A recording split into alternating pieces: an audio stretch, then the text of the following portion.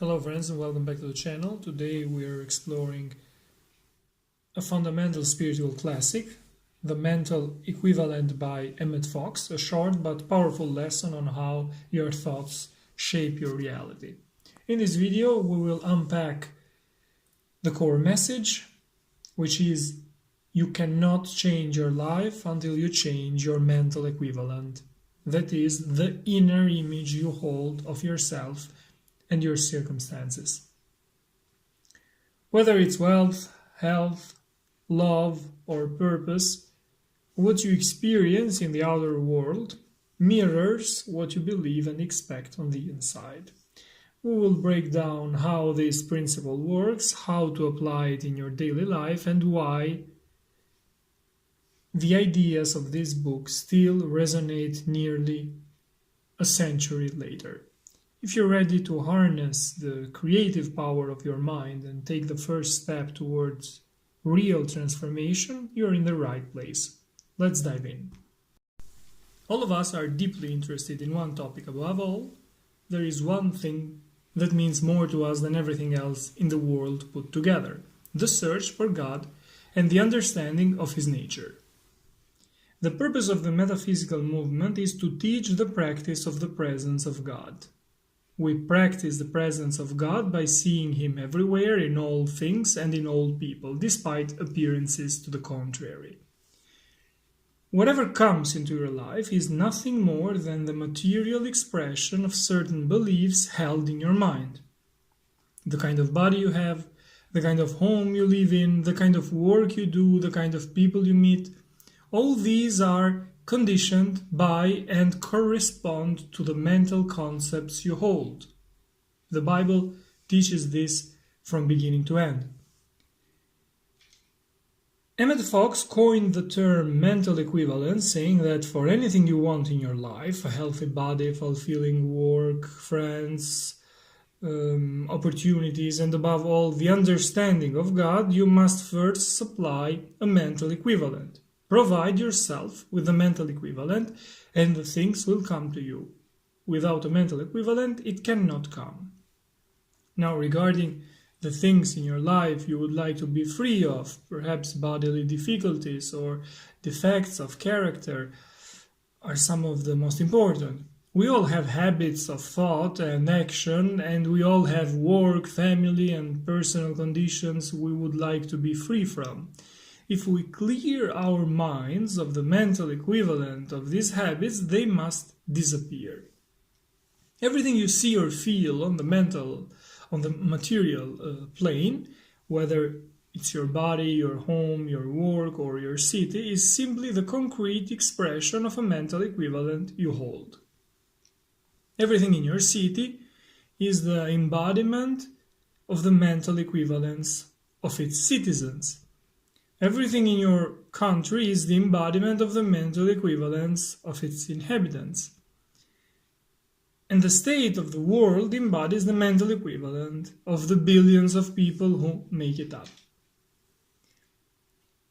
And what about war? It is the physical expression of the mental equivalent of the human race. Humanity has believed in the old conception of fear. It has believed that one can enrich oneself by taking what belongs to others. And it has believed in death. It has believed in lack. It has believed that aggression pays and that helping oneself to the possessions of others is a good policy. All of us have believed this to some degree. The natural result was to project an outer picture of war, death, suffering, and so on. Because humanity had the mental equivalent of war, war came.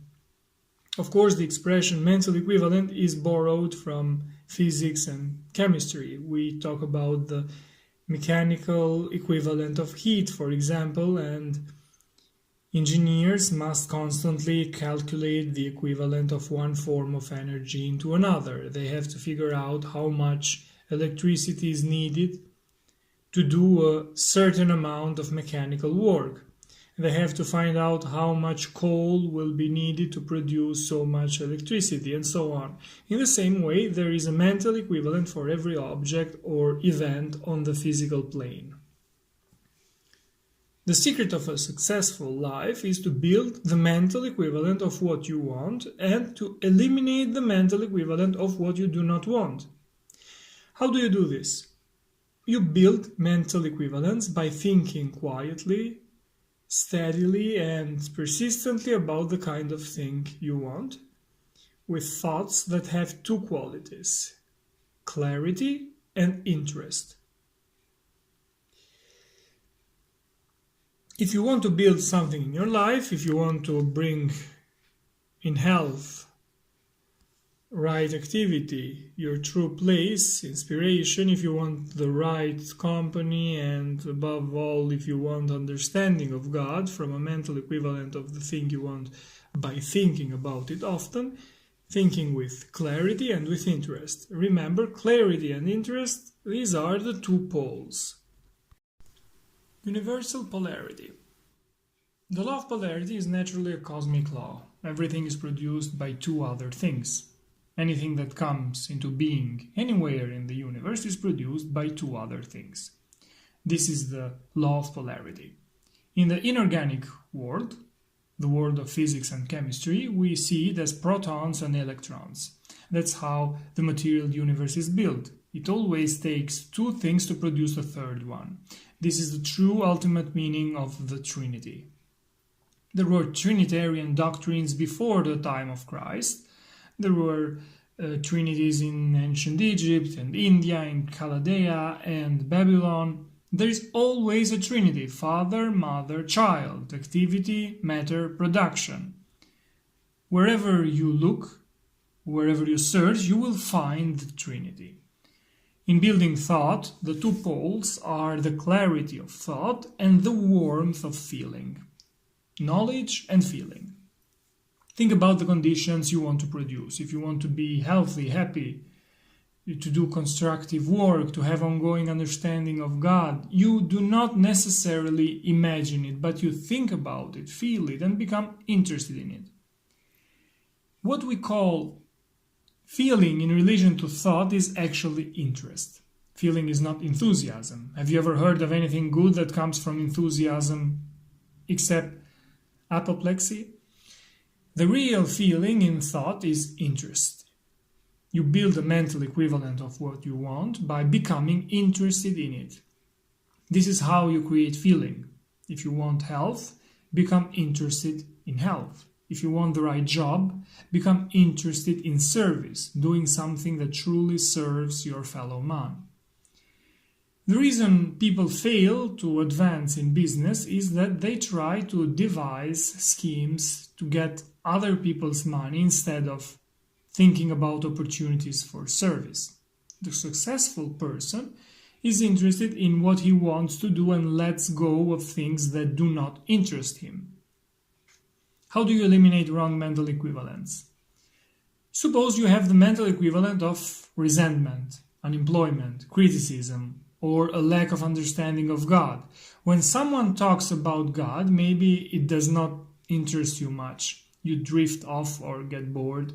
Maybe you don't get along with people. Not because you argue with them, but because they argue with you. And so there is conflict.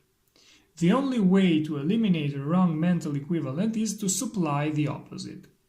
Think the right thing. Right thought automatically eliminates wrong thought.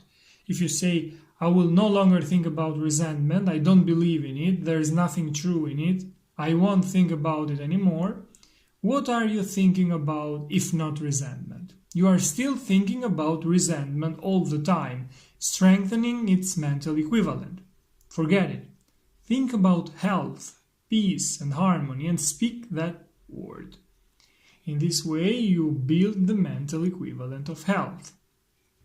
If I tell you don't think about the Statue of Liberty in New York, you know exactly what you're thinking about. You're thinking of nothing but the Statue of Liberty. There it is, torch in hand. I said don't think about it, but you are. If you start today to refuse to think about your mistakes, and of course that includes the mistakes of others, if you stop thinking about mistakes and instead hold right concepts, if you stop thinking about fear and think instead of divine love, if you stop thinking about lack and think instead of prosperity and the presence of God's abundance, if you think as clearly as possible and with interest, you will build the mental equivalent of happiness and prosperity. If your thought is very vague, you build no mental equivalent. If your thought is without interest, you build no mental equivalent. So make your thoughts as clear and definite as possible. Never strain.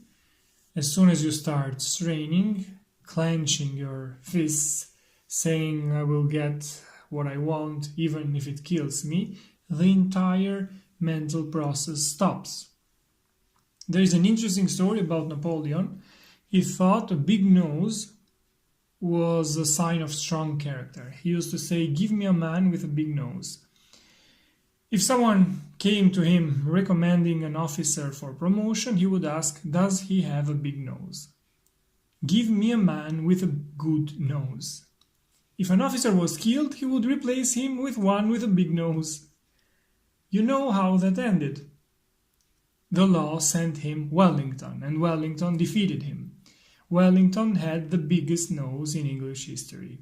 He himself said it was more of a handle than a nose. Take it as a joke if you like, but it carries an important lesson. The doctrine of the mental equivalent is the essence of metaphysical teaching, the principle that you get whatever you supply the mental equivalent for. Building a new mental equivalent. Of course, we are here on earth to express God, and true expression is what we call demonstration, because it demonstrates the law of being. It is your duty to be healthy, prosperous, and free. It is your duty to express God to the fullest of your abilities, and you have no right to abandon your efforts until you have achieved this goal. Until you enjoy excellent health and are visibly renewed, until you have found your true place and right activity, until you are free from fears, anxieties, and conscious criticism, you are not demonstrating, and you must find out why and correct the mistake, whatever it may be. Jesus told us that we always demonstrate our consciousness, and unity teaches the same truth today. You always demonstrate what you habitually hold in your mind. What kind of mind do you have? The people who like you will think your mentality is better than it is. Those who dislike you will think it's worse. So do not ask anyone about your mentality. Instead, examine your conditions and see what you are demonstrating. This method is scientific and very credible. You demonstrate the state of your mind at all times. You experience outwardly what you really think inwardly. This is the meaning of the ancient saying, as within, so without. Notice that in the Bible, the word within always means thought, and the word without means manifestation or experience. This is why Jesus said, the kingdom of heaven, which means health, harmony, and freedom, is within us. Harmonious thinking means a harmonious experience. A thought of fear or anger means suffering or frustration.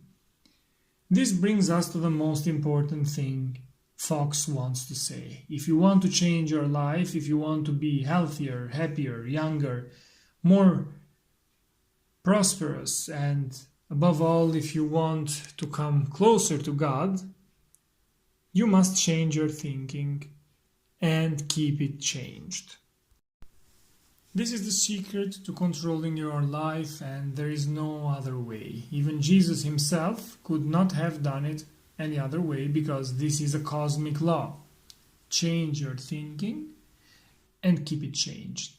This is what we have been taught from the very beginning of the metaphysical movement.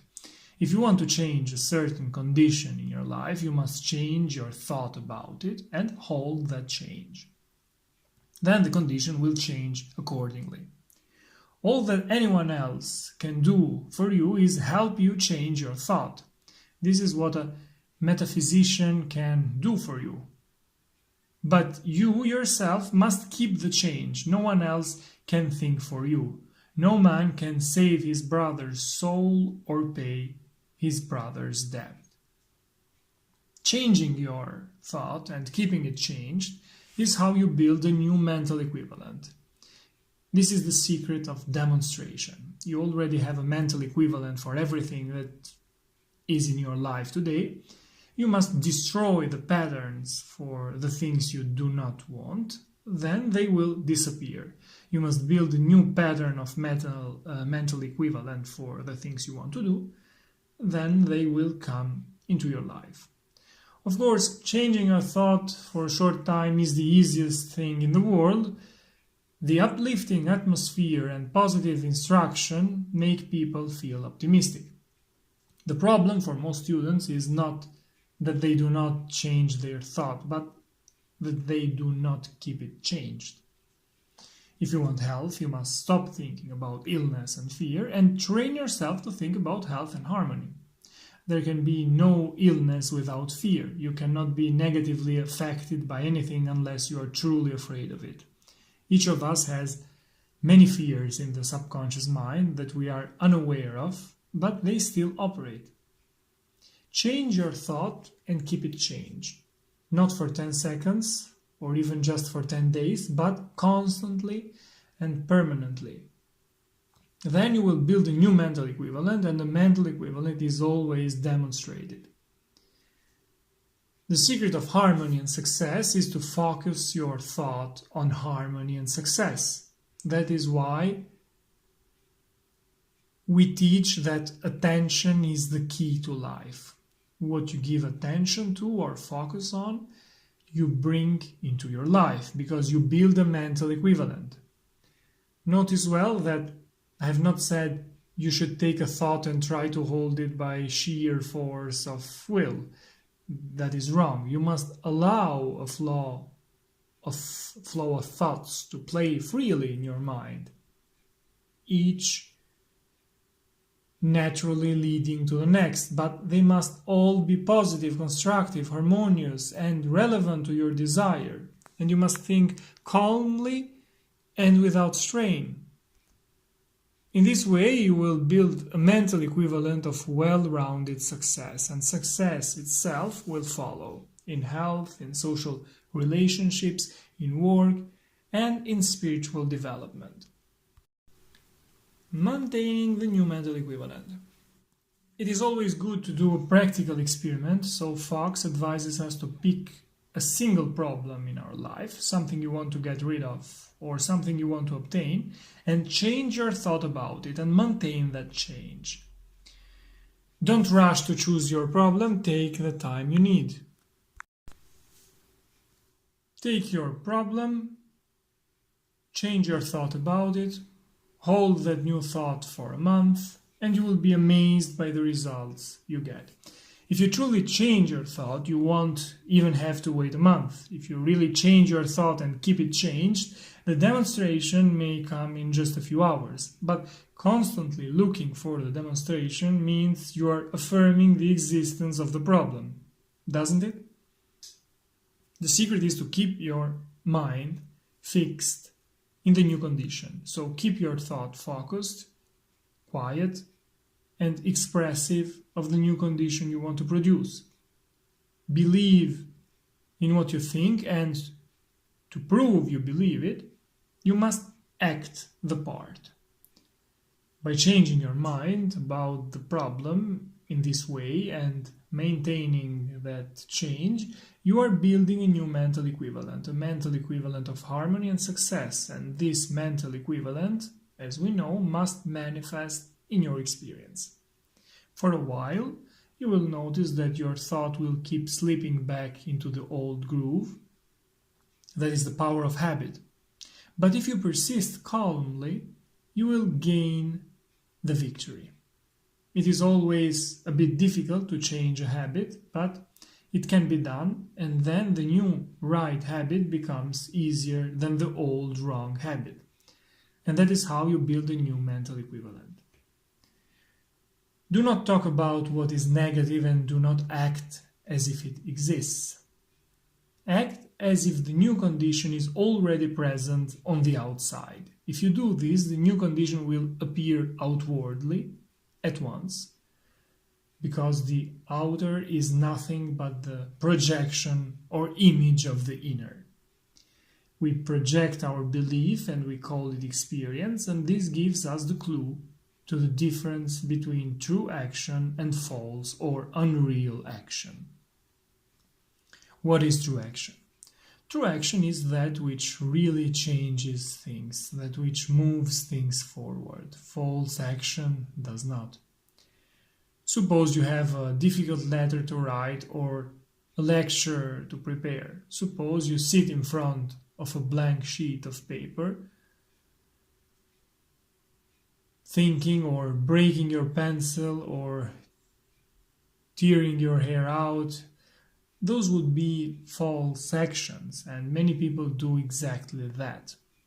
Those actions get you nowhere. Deciding what to say, starting a stream of thought, and then writing it down, that is true action. You will notice the difference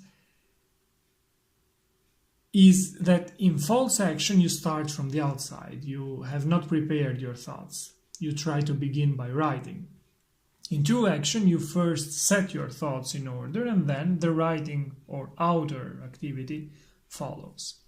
False action means blockage. True action is always fruitful. True activity is always from within outward. False activity tries to work from the outside inward. One is centrifugal and the other centripetal, if you want to be technical. If you work from within outward, your work is alive and will be productive. If you work from the outside inward, your work is dead and will have a negative effect on you.